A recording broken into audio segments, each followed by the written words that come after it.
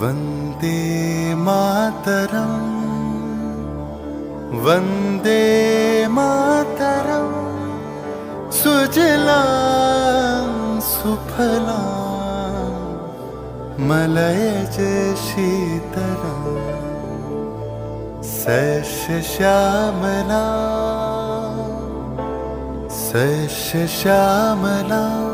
मातरं वन्दे मातरम्। 1908 সালের 11ই আগস্ট কিংসফোর্ডে বন্দে মাতরম বলার দোষে যে বালককে বেত মারার হুকুম দিলেন ব্রিটিশ সরকার, তারই পক্ষে দাঁড়িয়ে ক্ষুদিরাম বসু ও প্রফুল্ল চাকি সাহেবের ফিটন গাড়ি লক্ষ্য করে বোমা চালালেন মুজফ্ফরপুরে। সাহেব নিহত হলেন না, তবু নাবালক ক্ষুদিরামকে ফাঁসির হুকুম দেয়া হলো। জননী কুলহ তুলে বক্ষে, শান্তনবাস দেহ তুলে চোখে, কাঁদিছে তব চরণ তলে ৩০ কোটি নর নারী।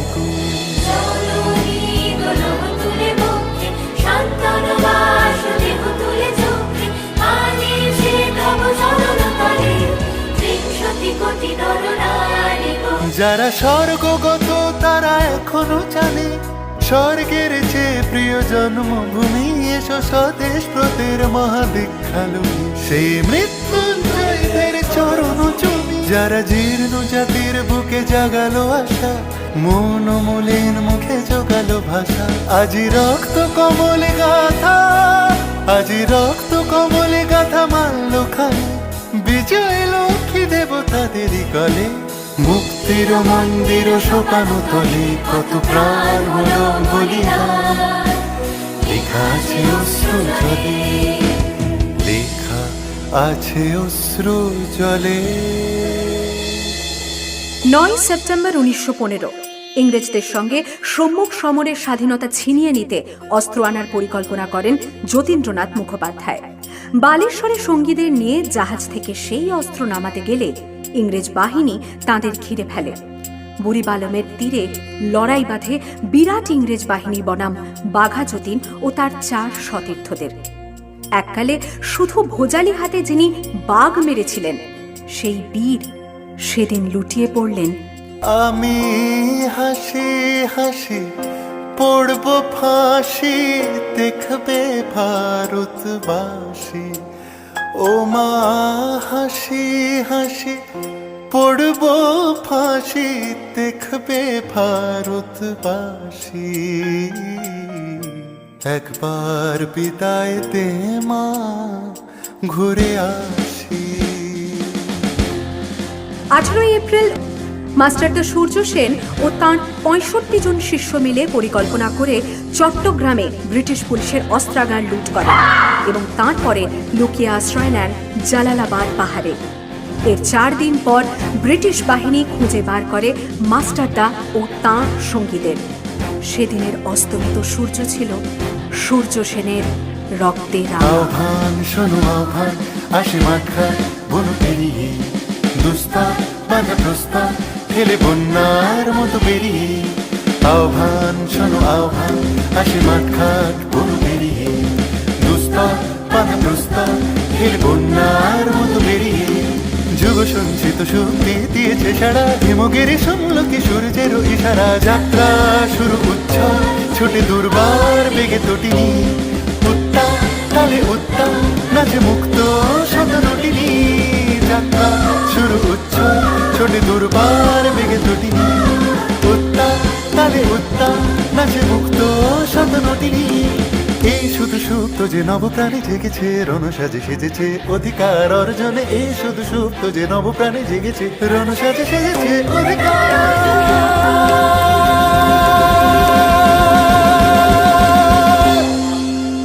8 ডিসেম্বর 1930 বিনয় বসু, বাদল গুপ্ত, দীনেশ গুপ্ত সাহেবী পোশাকে ট্যাক্সি থেকে এসে নামলেন রাইটার্স বিল্ডিং এর সামনে।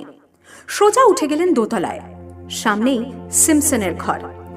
দ্বাররক্ষীকে ঠেলে ঢুকে গেলেন ভেতরে। বন্দুকের আওয়াজে গর্জে উঠল রাইটার্স। লুটিয়ে পড়লেন সিমসন। এরপর রাইটার্স বিল্ডিং এর অলিন্দ বারবার গর্জে উঠল বিপ্লবীদের গুলির শব্দে। তারপর টেগার্ট সাহেব তার বাহিনী নিয়ে ঘিরে ফেললেন বিনয়, বাদল দীনেশকে।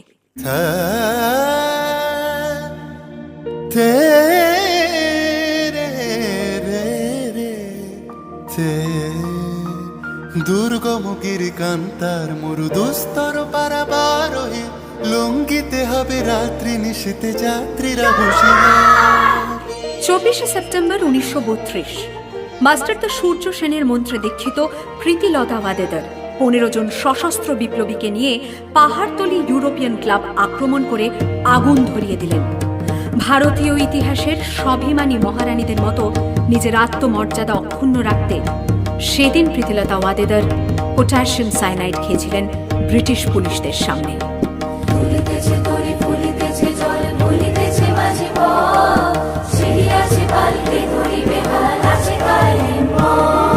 কে আছো জোয়ান হও আগোয়ান আঁকেছে ভবিষ্যৎ, এ তুফান ভারী দিতে হবে পারি নিতে হবে তোরি পার।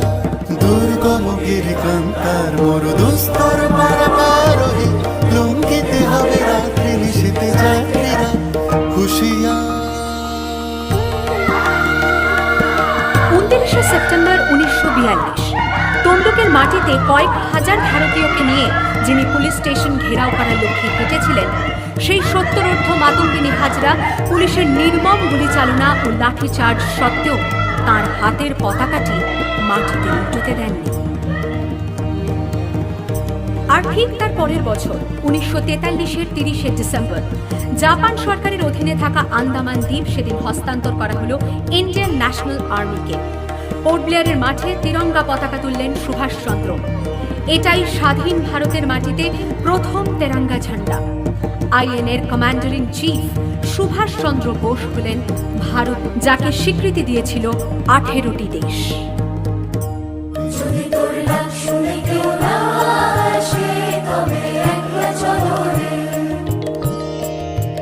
वंदे